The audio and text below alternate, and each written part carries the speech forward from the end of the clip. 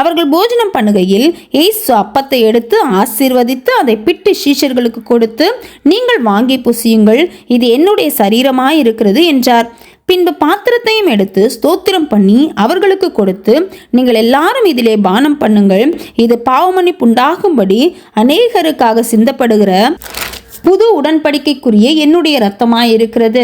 இது முதல் இந்த திராட்சப்பழ ரசத்தை நவமானதாய் உங்களோடே கூட என் பிதாவின் ராஜ்யத்திலே நான் பானம் பண்ணும் நாள் வரைக்கும் இதை பானம் பண்ணுவதில்லை என்று உங்களுக்கு சொல்லுகிறேன் என்றார். அவர்கள் ஸ்தோத்திர பாட்டை பாடின பின்பு ஒலிவமலைக்கு புறப்பட்டு போனார்கள். அப்பொழுது இயேசு அவர்களை நோக்கி, மேய்ப்பனை வெட்டுவேன், மந்தையின் ஆடுகள் சிதறடிக்கப்படும் என்று எழுதியிருக்கிறபடி இந்த ராத்திரியிலே நீங்கள் எல்லாரும் என் நிமித்தம் இடரல் அடைவீர்கள். ஆகிலும் நான் உயிர்த்தெழுந்த பின்பு உங்களுக்கு முன்னே கலிலேயாவுக்கு போவேன் என்றார்.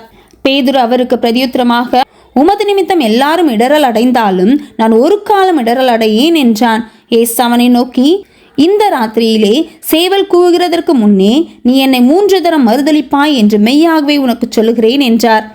அதற்கு பேதுரு, நான் உம்மோடே மரிக்க வேண்டியதா இருந்தாலும் உம்மை மறுதலிக்க மாட்டேன் என்றான். சீஷர்கள் எல்லாரும் அப்படியே சொன்னார்கள்.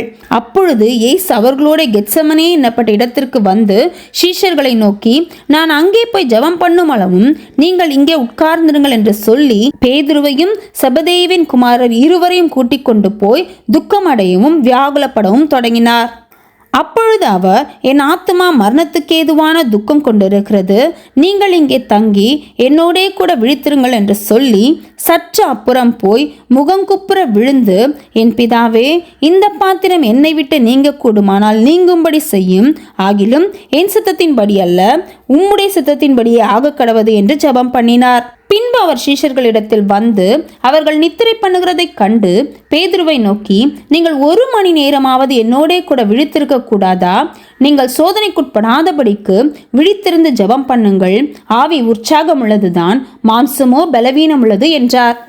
அவர் மறுபடியும் 2ஆம் தரம் போய், என் பிதாவே, இந்த பாத்திரத்தில் நான் பானம் பண்ணினால் ஒழிய இது என்னை விட்டு நீங்க கூடாதாகில் உம்முடைய சித்தத்தின்படி ஆக கடவது என்று ஜெபம் பண்ணினார். அவர் திரும்ப வந்தபோது அவர்கள் மறுபடியும் நித்திரை பண்ணுகிறதை கண்டார்.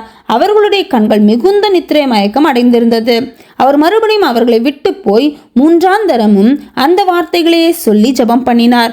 பின்பு அவர் தம்முடைய சீஷர்களிடத்தில் வந்து, இனி நித்திரை பண்ணி இளைப்பாருங்கள், இதோ மனுஷகுமாரன் பாவிகளுடைய கையில் ஒப்பு கொடுக்கப்படுகிற வேளை வந்தது, என்னை காட்டி கொடுக்கிறவன் இதோ வந்துவிட்டான், எழுந்திருங்கள், போவோம் என்றார்.